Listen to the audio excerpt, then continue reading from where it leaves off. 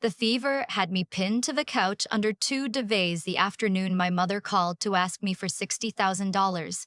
And I remember thinking, even through the fog of it, that this was the call that was finally going to break something in me. I didn't know yet that it would also be the call that handed me back 10 years of my life. For a decade, my family had called my work a cute little hobby. 8 weeks after that phone rang, I stood up at my brother's convocation dinner in front of all of them and gave him the keys to a paid-off condo, and my father lost the color in his face so fast I thought he was going to fall out of his chair. But I'm getting ahead of it. Let me start where it actually started, which is me, 32 years old, sweating through January flu in my apartment in Hamilton, watching the snow come sideways past the window while my phone buzzed itself off the arm of the couch. I almost didn't answer. I want you to know that. I saw her name and it let it ring twice, the way you do when you love someone and dread them in equal measure. And then I picked up because she's my mother, and that reflex never dies no matter how many times you wish it would. You sound awful, she said instead of hello. I'm sick, Mom. Bad flu. I've been in bed since Friday. Oh, that's going around? A pause, the kind she does when she's repositioning. Listen, I won't keep you. You sound like you need to rest. I just had a quick thing I wanted to run by you. About your sister. It was always about my sister. I closed my eyes and let my head fall back against the cushion. My sister was in her 3rd year of medicine. My mother said the word medicine the way other people say knighthood. She had said it at every Thanksgiving, every Easter, every birthday dinner for years, the same way she'd say, your sister, the future doctor, while turning to me and asking, with a little tilt of her head, whether I was still doing the pottery thing. The pottery thing. That was what she called it. I had started throwing mugs in a rented garage stall when I was 23 because I'd been laid off from a marketing job and I needed to do something with my hands that wasn't refreshing job boards. By the time my mother called me that January, the pottery thing had a name. Cold Water Ceramics, and a 14-person team, and a leased warehouse on the East Mountain, and wholesale accounts in more than 200 shops across Canada and a growing list overseas. The pottery thing had cleared just over $4 million in revenue the year before. The pottery thing paid my mortgage, my husband's student loans, and quietly, in accounts my family knew nothing about, it had been making me wealthy in a slow, unglamorous, deeply boring way for about 5 years. My family thought I sold mugs at craft fairs. I'd stopped correcting them somewhere around year 4 because every time I tried, my mother's eyes would glaze and she'd say something like, "That's nice, dear. Now your sister." And I learned the particular loneliness of being misunderstood by people who have decided not to understand you on purpose. How much is she short? I said. Not a question, really. I knew the shape of this. Well, that's the thing. The brightness came up in her voice, that performed lightness she used when the number was going to be obscene. Your father and I have been carrying so much. You know how it's been with the house. The assessment went up again, and your sister's tuition for the clerkship year. With the living costs in Montreal, it's just gotten away from us a little. We're short on what she needs to finish clean, without taking on more of those awful student loans. How much, Mom? 60, she said. Thousand. But Elle, she used the nickname she only used when she wanted something, the one nobody else in my life called me. It wouldn't be a loan or anything. It's just family helping family. It's an investment in her future. In all our futures, really. She's going to be a doctor. Imagine what that means for this family. I want to tell you that I sat up and gave her a piece of my mind. I didn't. I was 32, feverish, and conditioned by 32 years of being the daughter who was supposed to be grateful for the table she was allowed to sit at. So I said I'd think about it. And she said, in that voice that had gone cold the second she sensed hesitation, "Don't think too long. The deadline's the end of the month. And honestly, Elle, after everything we've done, I'd have thought this was the least you could do." Then she hung up before I could answer, which was her way of winning. Here's what everything we'd done meant. It meant that when I was 19 and got into a good program, my parents told me there was no money, that the SAT AFER they'd opened when I was a baby had to be used for other things, and I worked two jobs and took OSAP and finished anyway. It meant that when my sister was 19, the spot was somehow full again, and there was talk of a fund my grandmother had left and trips to look at schools and a car so my sister could focus. It meant my father, who is a licensed financial advisor, a man who has spent 30 years telling other people's families how to plan, had sat across from me at a kitchen table when I was 20 and told me that some kids are investments and some kids are expenses and that I should be proud to be low maintenance. He said it like it was a compliment. I was 20. I believed him for an embarrassingly long time. And it meant my brother. My brother is 2 years younger than me, and he is, to this day, the kindest person I know. And for our entire childhood, he occupied the same shelf I did, the shelf labeled not the investment. He was the one who got the hand-me-downs. He was the one whose hockey our parents couldn't make it to because my sister had a recital. He grew up so used to being overlooked that he started doing it to himself, apologizing for taking up space, choosing the practical thing, the quiet thing, the cheap thing. He was finishing a civil engineering degree at 28, having paid his own way through, working summers on road crews, and the last time I talked to him, he'd told me, trying to make it sound like a joke, that he didn't know how he was ever going to afford to live anywhere, that the listings he looked at made him feel sick, that maybe he'd have to move back in with our parents after graduation, and could I believe it? 28 years old and back in his childhood bedroom? I could believe it. That's the thing. In this country and this housing market, I could absolutely believe it, and it broke my heart because my brother had done everything right and was going to be punished for it while my sister had done everything expensive and was going to be celebrated for it. So I lay there with the fever and the phone, and I did not call my mother back that night. And somewhere in the next few days, as the fever broke, something else broke with it. Not loudly. It wasn't rage exactly, not at first. It was more like a light coming on in a room I'd been sitting in the dark in for years. What turned the light all the way up was the mail. I've been having my mail forwarded to my parents' place for a stretch the year before, when my husband and I were between addresses during a reno, and I never fully switched it back for one account, an old investment account I barely touched. A statement from that account showed up at my parents' house in early February, and my father opened it. I know he opened it because my sister told me. Not to warn me, you understand. To brag. We were on the phone about something else entirely, the convocation dinner my mother was insisting on throwing for my brother, when she said, casually, like it was nothing, Dad says you're sitting on way more than you let on. He saw one of your statements. He's actually kind of impressed, which, you know, is a first. And she laughed. I didn't laugh, because in that one sentence, three things landed at once. My father had opened mail that wasn't his, which, in case anyone reading this ever wonders, is an actual offense in this country, not a gray area, an offense. My father now knew roughly what I was worth, and my father had said nothing to me about it, which meant he wasn't impressed. He was planning.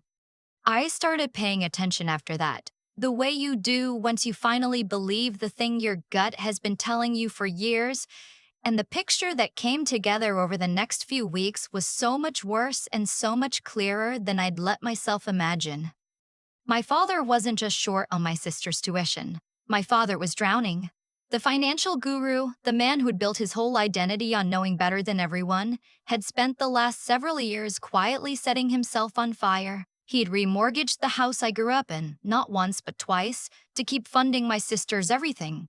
He'd co-signed her student lines of credit, all of them, tens of thousands at a time.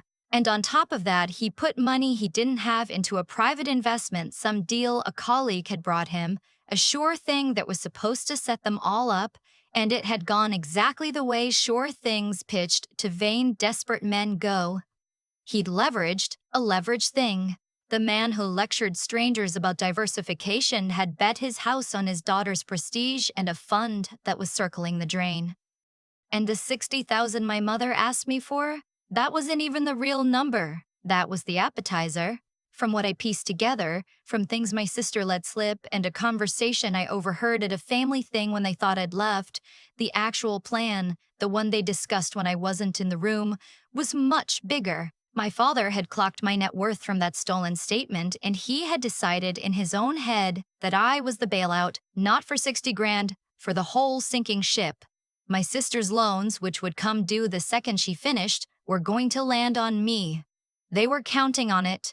My mother actually said the words, the ones my sister repeated to me later without understanding what she was repeating. Elle's done well, and family takes care of family. She'll do the right thing when the time comes. The right thing, as if it would be theft only if they took it without a story attached. I'm not going to pretend I cried for weeks. I cried once in my car in the warehouse parking lot, ugly and brief, the kind of crying that's really grief, grief for the family I'd kept hoping I had. And then I wiped my face and I got very, very calm. The rage didn't go away. It just changed temperature. It went from something hot and useless to something cold and useful. And I started, quietly, to make a plan of my own. Because here is what they had all forgotten, in their certainty that I was the dependable mug. They had forgotten that the money was mine. They had forgotten that nobody could count on it without my signature. And they had forgotten, most of all, that I had a brother and that I loved him and that I had been watching him get crushed by the exact same machine that was about to come for me. So I did the math. Not their kind of math, where some children are line items. My kind. I had been quietly looking at a condo for months, 2 blocks from the engineering firm in Toronto that had given my brother an offer he was too anxious about money to feel proud of. I've been looking at it for myself as an investment, a rental maybe. I stopped looking at it as a rental. I called the agent. I made an offer in cash and it was accepted, and I had my lawyer put the title in my brother's name, free and clear. No strings, no mortgage, no nothing.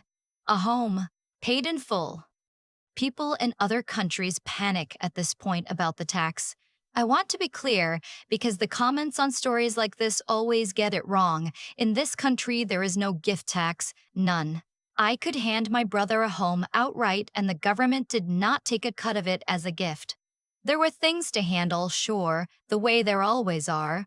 But the cartoonish version where giving someone a house bankrupts them, that's not how it works here. I checked it 3 times with my lawyer because I wanted it airtight, because I knew that when the dust settled, my father, the financial expert, was going to try to find a hole in it, and there wasn't one.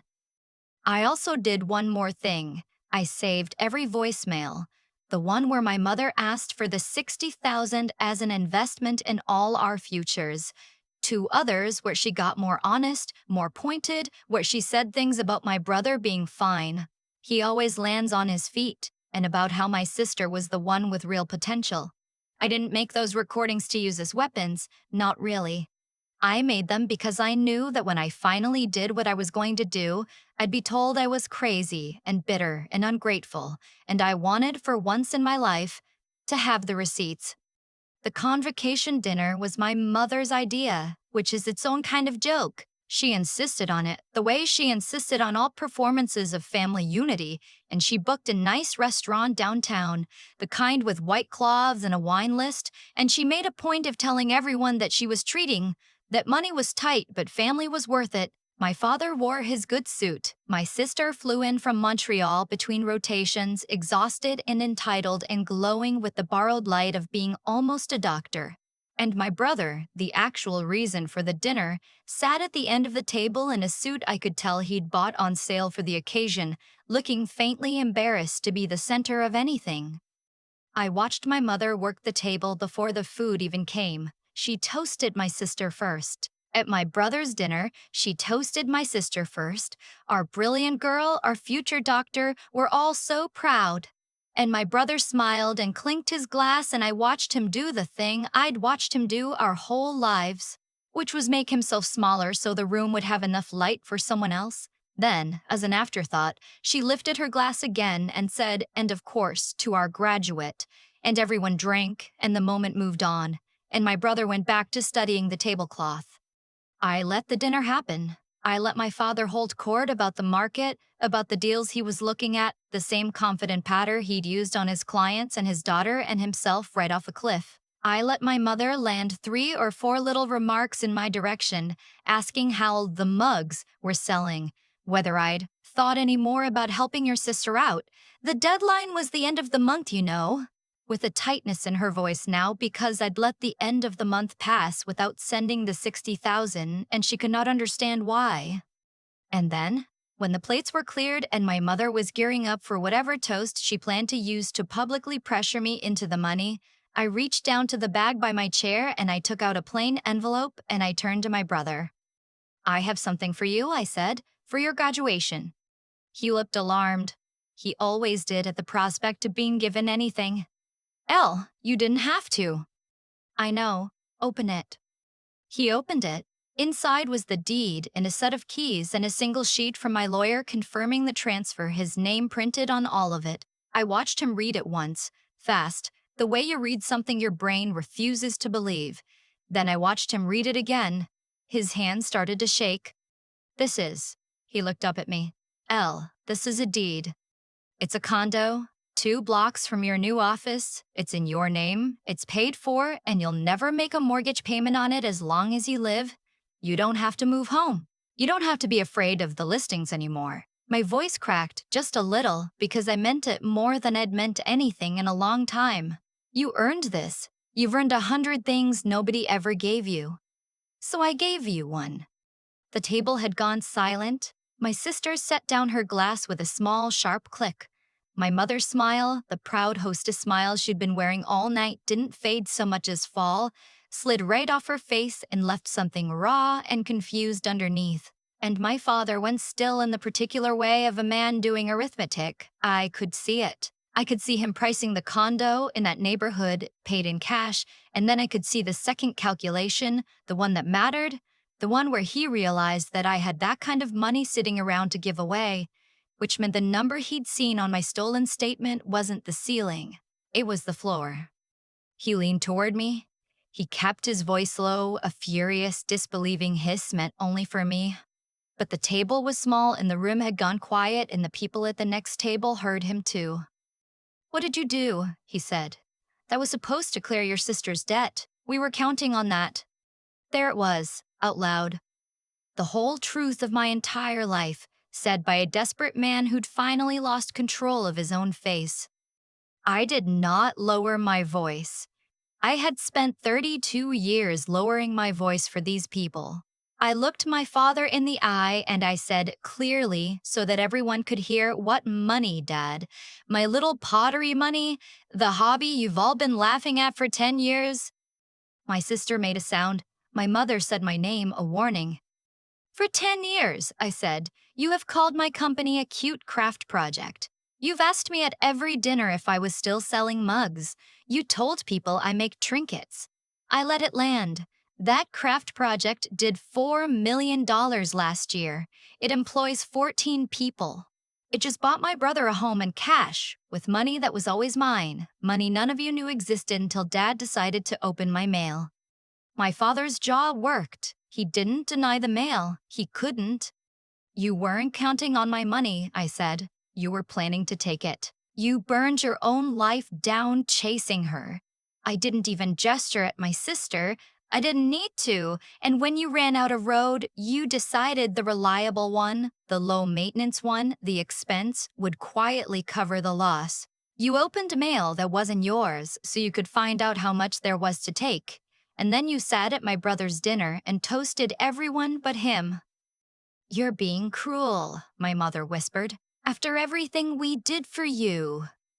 You did nothing for me. I said it without heat, which I think frightened her more than shouting would have. I put myself through school while you refilled her respite. I built a company out of a rented garage while you told me some kids are investments and some are expenses. You didn't raise me to be independent, Dad. You just decided early that I wasn't worth spending on, and I went and became worth more than all of you anyway, and you cannot stand it. My sister found her voice then, and it came out shrill. She had all of this and she hid it. She let us struggle. She owes. I don't owe you anything. I turned to her, and for the first time in my life, I felt nothing but a clean, cold pity. I didn't hide it. I lived it out loud for 10 years, and not one of you ever once asked me a real question about my own life. You weren't paying attention because you decided I didn't matter. That's not hiding. That's you not looking. And through all of it, my brother had been sitting there with the deed in his shaking hands, his eyes going from the paper to our parents to me and back. When the silence settled again, he spoke, and his voice was wrecked. Is it true? He said to our parents. Not to me. To them. Were you really going to take her money? For Sophie's debt? He used our sister's name. While you let me think I'd have to move back home. Neither of them answered him. My mother opened her mouth and nothing came out. My father stared at the tablecloth, and that silence answered him more completely than any words could have, and I watched something close in my brother's face, something gentle finally giving up. He stood. He held the deed against his chest like it was the only solid thing in the room. I need some air, he said, and then, quieter to our parents, I don't think I can be here right now. And he walked out, past my sister, past our mother who half rose and reached for him and got nothing, out the door into the cold. I stood up too. I took a few bills out of my wallet, enough to cover the wine and the appetizers my mother had so generously treated us to, and I set them on the cloth. This is the last money any of you will ever get from me, I said. Not loudly. Just true. My sister was crying now, but they were the wrong kind of tears, furious and self-pitying. You've ruined everything, she spat. No, I said, pulling my coat on. You all did this, years ago. I just stopped agreeing to pay for it.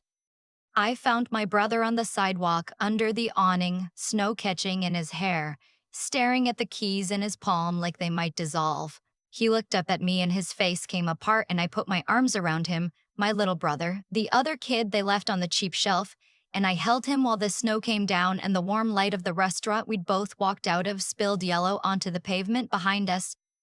I believe them, he said into my shoulder. All those years. When they said you were just playing around with clay, I believed it. God, I'm sorry, Elle. I never once. You were a kid too, I said. They did it to both of us. That's the whole point. You don't owe me an apology. You never did. He went back inside once to get his coat from the coat check. He walked right past our parents and our sister, where they stood in the entryway already turning on each other in furious whispers, and he didn't say a word to any of them. He held the door for me and we left together. The aftermath came fast, and I won't pretend I didn't watch it come with something I'm not entirely proud of. My sister finished her degree and then the bill arrived, the way bills always do, on time and without mercy. The student lines of credit our father had co-signed came due. There was no bailout. They defaulted. And because the debt was non-dischargeable and the co-signed history was now radioactive, my sister, the future doctor, spent the first 2 years of her career not in the gleaming hospital our mother had bragged about, but trapped under payments that ate every dollar she made. Unable to qualify for so much as a car loan, taking the residency placement nobody else wanted because it came with relocation help she desperately needed. My father lost more than money. When his colleagues' sure thing finally collapsed and his creditors started pulling threads, the threads led places a licensed advisor is not allowed to go. He'd commingled things he shouldn't have. He'd made promises he couldn't keep. He lost his registration, the thing his whole identity had been built on. 30 years of telling other families how to be careful, gone, because he was never careful with his own. My mother sold the house, the one I grew up in, the one she'd remortgaged into the ground for my sister's prestige, sold at a loss in a soft month just to cover a fraction of what was owed. She and my father moved into a small rental across town, and the social life she'd built her whole sense of self around, the dinners, the bragging, the future doctor in the family, evaporated because there was nothing left to brag about and nothing left to host with. And my brother. My brother moved into his condo, 2 blocks from his office, and the first time I visited, he'd put a single secondhand couch in the middle of the empty living room, and he sat on it grinning like he'd won the lottery, which, in a sense, he should never have had to win. He had. I helped him a little more after that, not with handouts, he wouldn't have taken them, but with a small investment in an idea he'd been too scared to chase. A side project that turned into something, and a few introductions to people in my network who could open doors. He didn't need much. He'd always been the capable one. He'd just never been the one anyone bothered to back. Months later, I was in my office, the real one, the bright corner of the bigger warehouse we'd moved into, reviewing a glaze sample for a new line, when my phone buzzed with a text from a number I didn't recognize. I read it twice. "It's your mother. Your father is unwell and we have nothing. After everything, you can't just abandon your own parents. Family is family." I sat with it for a moment. I waited to feel the old thing, the guilt, the reflex, the small obedient daughter who'd let the phone ring twice and then always picked up. I waited for it to come. It didn't come. There was just the snow outside the window and the quiet hum of the studio and my brother's text from that morning still on the screen asking if I wanted to grab lunch. I deleted the message. I blocked the number. And then I went back to work, and for the first time in my whole life, sitting in a building I'd built with the hobby they laughed at, I felt nothing pulling at me at all. Just quiet. Just enough. The books were balanced. Everything that was owed had been paid in full, and finally, for once, not by me. I think about that fever night more than I should, not because of the $60,000, but because of how close I came to sending it. The version of me lying under those duvets had been trained for 32 years to believe that being agreeable was the same thing as being good, and those are not the same thing at all. What finally saved me wasn't anger. It was the quiet decision to stop confusing my mother's comfort with my own conscience. Here's the chain of it. The way I see it now, my father didn't lose his license because of one bad investment. He lost it because somewhere along the way he decided that some of his children were worth spending on and some were worth using, and a man who can sort his own kids into assets and expenses will eventually do the same thing to his clients, his house, and the truth. The collapse wasn't bad luck. It was the harvest of every small, dishonest choice he'd made at every kitchen table for 30 years. Sophie's debt, Margaret's sold house, the rental across town, none of it fell from the sky. They built it, brick by careful brick, while telling themselves it was love. And Daniel got his condo not because I'm generous, but because he spent his whole life doing the hard, unglamorous right thing while nobody clapped. He paid his own way. He worked summers on road crews. He never once made himself the center of anything. When the moment came, the only question that mattered was who had actually earned backing, and the answer was obvious to everyone except the people who should have known him best. If I could put one thing in front of my younger self, it wouldn't be the money. It would be 3 quiet skills, because everything good in my life came from them. The first is the spine to do what's right even when the whole table is leaning on you to do what's easy. To let your mother hang up first and still not call back with the check. The second is the patience to actually look at what's in front of you instead of the story you've been handed. I had to read a statement, save the voicemails, ask the real questions, and let evidence change my mind instead of loyalty keeping it shut. And the third is the plain, stubborn grit to keep building something in a rented garage for 10 years while everyone you love calls it a hobby, and to not quit just because the applause never comes. Those 3 things cost nothing, and they're available to anyone reading this.